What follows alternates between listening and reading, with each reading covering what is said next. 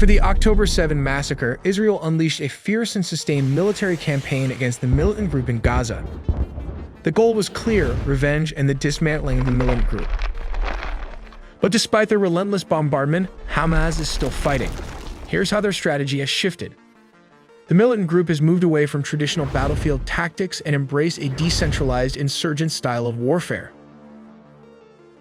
With many of its top commanders killed and its command centers destroyed, the group now relies on small, autonomous units operating independently.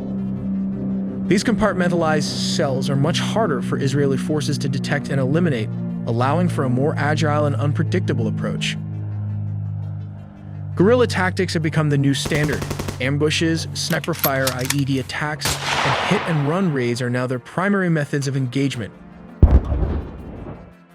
Rather than engaging in direct confrontations, these units use Gaza's dense urban landscape to strike Israeli forces and quickly disappear before a counterattack can be launched. This decentralized structure not only keeps operations going but also ensures that even if senior leaders are lost, the group can continue to wage its fight on multiple fronts. Despite the devastation of much of its weapons manufacturing infrastructure, Hamas has managed to salvage and repurpose equipment. Tools and components recovered from damaged tunnels and factories have allowed limited production to resume.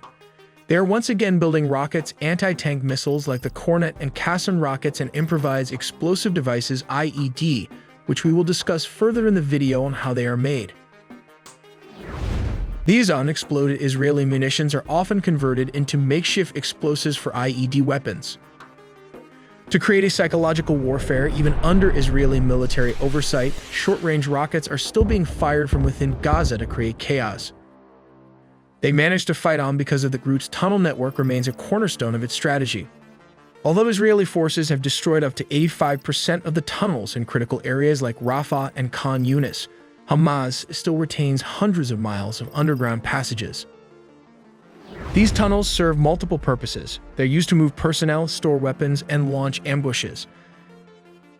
They enable hit-and-run attacks, sniper fire, and the deployment of anti-tank missiles, all with relative impunity. Guerrilla tactics now define the battlefield.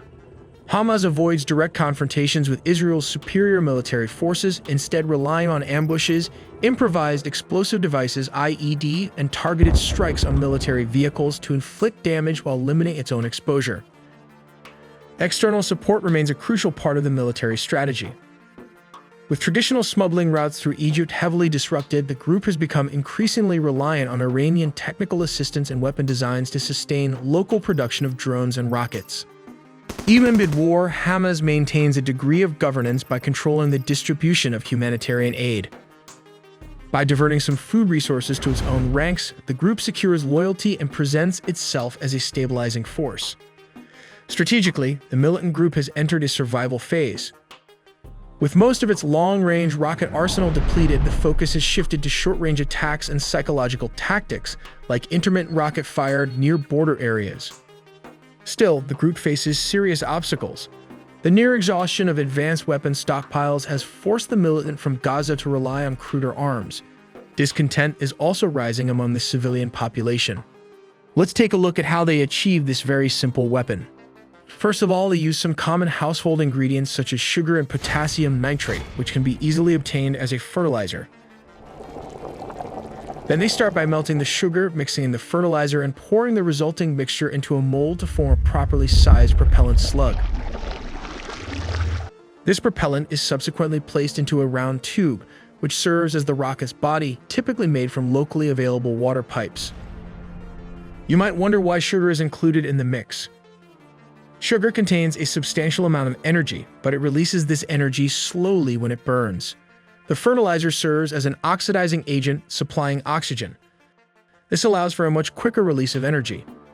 When the right proportions are used, it burns fast enough to propel a rocket, yet not so quickly as to cause an explosion.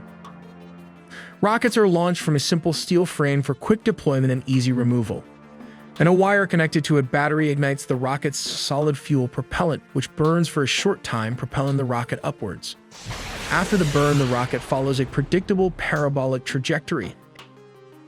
The fuse sets off the warhead, a mixture of potassium nitrate and sugar, creating an explosion and dispersing shrapnel.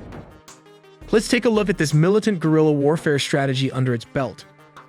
First of all, it has hundreds of miles of tunnels, with many levels one above the other. This creates a quick hit-and-run tactic, so let's take a look at how this strategy works.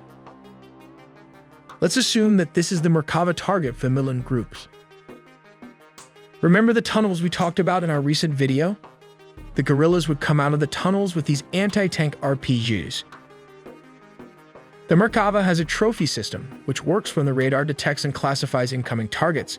If the threat poses a danger, the countermeasure engages to neutralize it, keeping it away from the protected zone.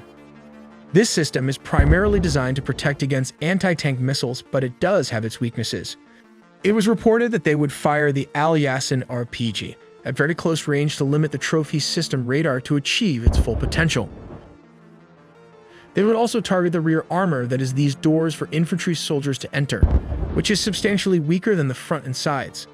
The second option of what Hamas would do is hitting the tanks with RPG just below the turret to damage the tank or render it stationary. The network comprises an estimated 1,300 tunnels, spanning a total length of around 500 kilometers, which translates to 310 miles. Some of these tunnels delve as deep as 70 meters, which is around 230 feet underground. Reports indicate that the majority of the tunnels are merely 2 meters high and 2 meters wide. They use multiple layers to create something called a metro. The tunnels are usually hidden within city buildings. At level 1, you will find the entrance as well as a launch pad for the Qassam rockets. Level 2 features a reinforced tunnel, which uses concrete blocks with an arc to support the structure. On level 3, the deep tunnels require oxygen for the different levels. This is one of the reasons an oxygen generator or air ventilator is needed, to transfer fresh air from the surface and distribute it to the different levels. Moving further ahead is level 4, which serves as a meeting room and sleeping quarters where they can rest or sleep.